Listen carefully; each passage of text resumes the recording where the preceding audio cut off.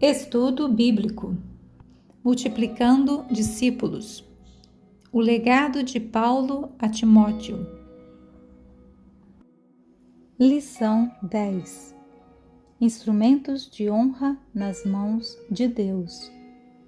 Texto base: 2 Timóteo, capítulo 2, versículos 14 ao 26.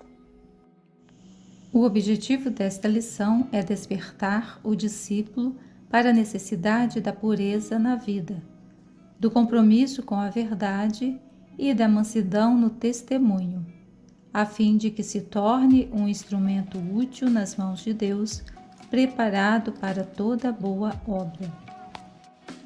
A vida cristã não é apenas uma caminhada pessoal de fé, mas uma formação contínua do caráter para que sejamos úteis no reino de Deus. Assim, o discipulado não tem como objetivo apenas o crescimento pessoal, mas a formação de servos que se tornem instrumentos capazes nas mãos de Deus. Paulo, consciente da tensão entre a verdade e o erro, entre a santidade e a impureza, entre a edificação e o escândalo, orienta Timóteo a viver com sobriedade, integridade e prontidão e o adverte quanto aos perigos do discurso vazio, das discussões tolas e da impureza moral. No centro dessa exortação está a imagem do vaso para a honra.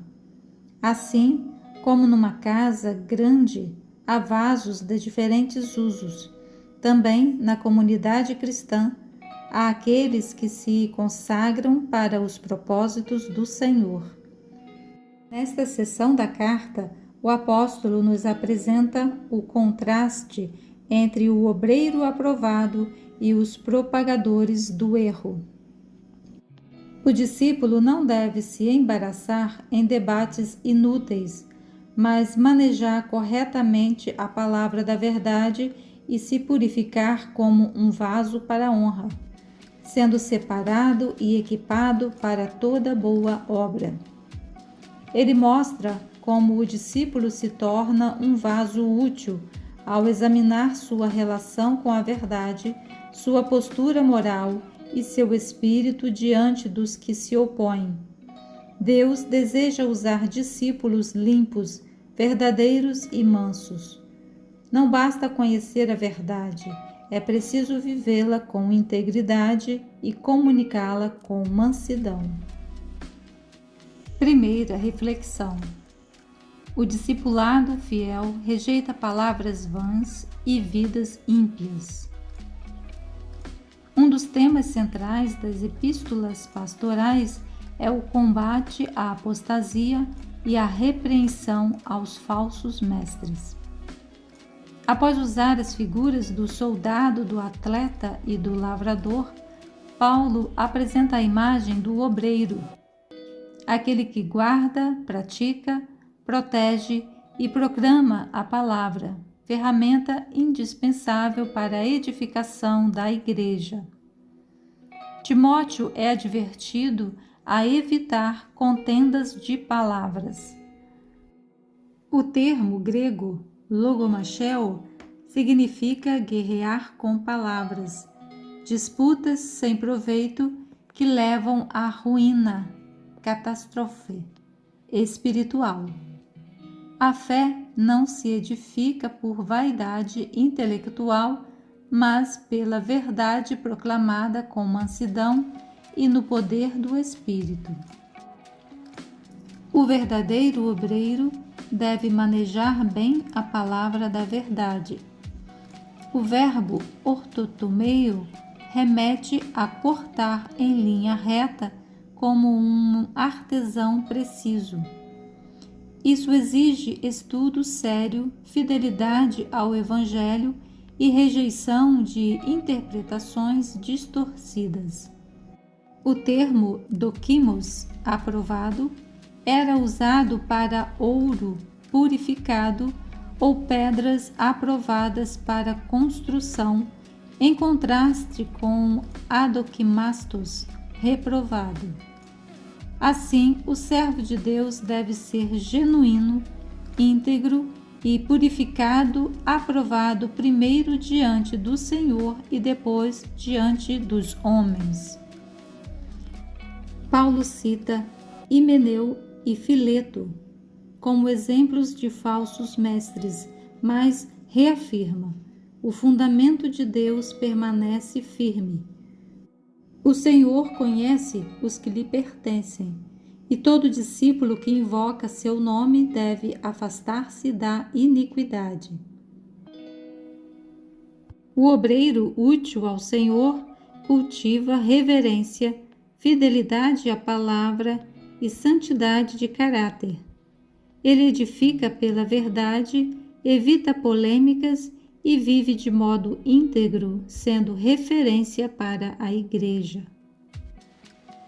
Segunda reflexão: o discípulo é um vaso separado para a honra. Paulo usa a metáfora da grande casa que considero representar a Igreja visível. Nela há diferentes vasos, de ouro e prata, representando crentes fiéis, e de madeira e barro, representando os infiéis e hipócritas, que não resistem à prova do fogo. Assim, existem vasos para a honra e para a desonra. O apóstolo mostra que o caminho para ser vaso de honra é a purificação, hekatairo, termo que indica uma limpeza contínua e radical. A santificação não consiste apenas em evitar o mal, mas em buscar a presença de Deus. Paulo exorta Timóteo a viver de forma íntegra, afastando-se da falsidade e da imoralidade, a fim de ser separado e útil ao serviço do Senhor. Esse chamado inclui duas atitudes complementares: fugir, feugo, das paixões da mocidade, especialmente tentações de ordem sexual que devem ser evitadas e não enfrentadas, e buscar, dioco, a justiça, a fé, o amor e a paz. A vida cristã envolve tanto rejeitar o pecado quanto perseguir diligentemente as virtudes formadas pelo Espírito Santo.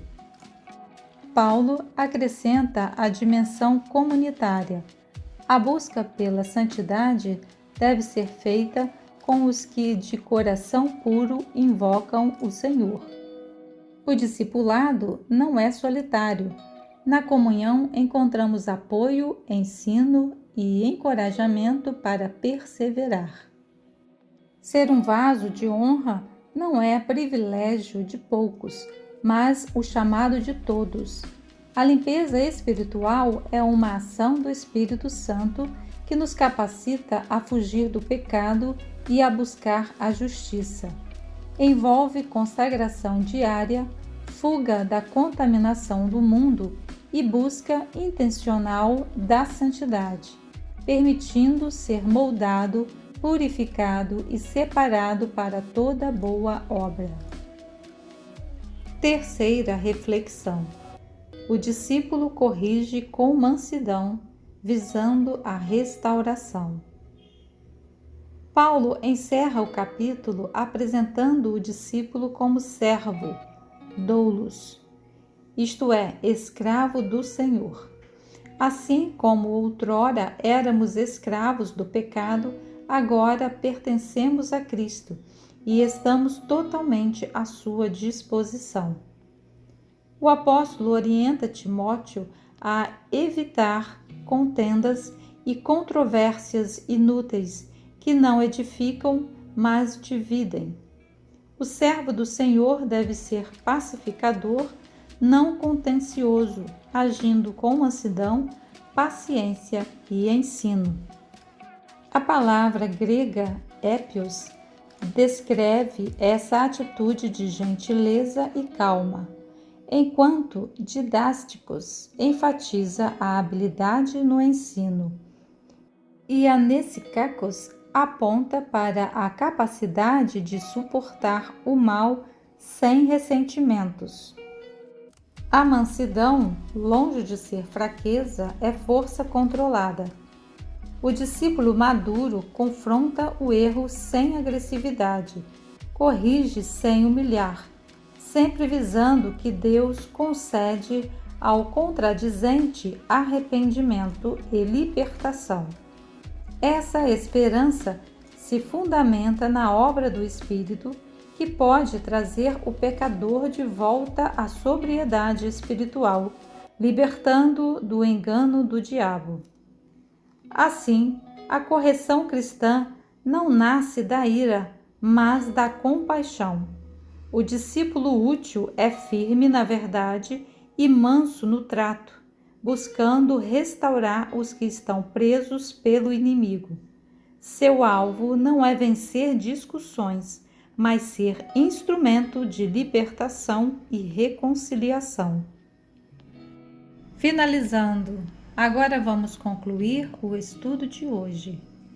O chamado do discipulado é o de ser um vaso útil, limpo e separado para os propósitos do Senhor. Essa honra, porém, exige um caminho de santificação, rejeição do erro, humildade, dedicação à verdade e mansidão no ensino. O oleiro continua moldando vidas. O reino de Deus precisa de discípulos preparados para toda boa obra.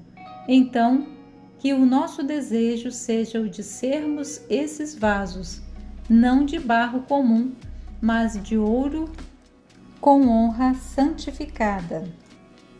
Deus não busca vasos brilhantes, mas limpos. Ele não quer os mais populares, somente os mais fiéis. Assim, que sejamos discípulos preparados para toda boa obra, instrumentos de honra nas mãos do oleiro. Para pensar e agir. Primeiro, tenho evitado discussões inúteis que enfraquecem minha fé? Segundo, o que significa na prática purificar-se para ser um vaso de honra? Terceiro, tenho corrigido outros com humildade e desejo de restauração? Esperamos que este estudo lhe ajude na compreensão da Bíblia Sagrada. Obrigada por permanecer até o final em nosso refúgio. Aqui você encontrará outros textos e estudos bíblicos. Compartilhe você também esta mensagem. Através dos links na descrição deste vídeo, você terá acesso à nossa estante virtual com diversos livros. Até o próximo encontro.